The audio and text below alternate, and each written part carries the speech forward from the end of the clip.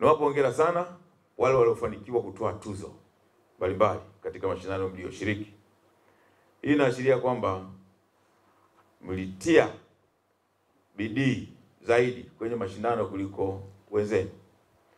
Endeleeni kujitahidi na kujituma zaidi ili kupata tuzo kubwa zaidi safari ijayo.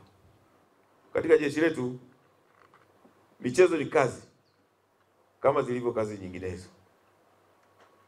Hivyo basi, kila mwanajeshi anayeshiriki kwenye michezo ajione yuko kazini, sawa sawa na yule aliyopo kwenye mzinga, aliyopo kwenye vifaru, aliyopo kwenye rada, aliyopo kwenye meli vita au sehemu nyingine yoyote ndani ya jeshi letu kwetu hapa.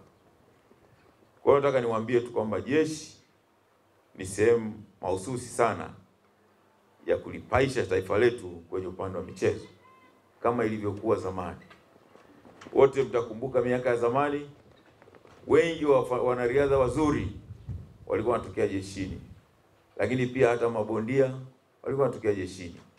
Aidha, kuna baadhi ya michezo ya kimataifa haipo uraiani, ipo jeshini pekee.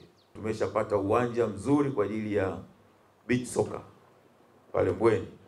Kwa hiyo tutakuwa champion wa mchezo huo ambao sio maarufu sana kwa baadhi ya nchi. Rai kwa wadau mbalimbali wa michezo jeshini, kuanzia viongozi wa michezo mbalimbali. Rais wetu anafanya kila awezalo kupandisha kiwango cha michezo nchini kwa kutoa motisha kwa wachezaji, ujenzi wa viwanja na mengineyo mengi.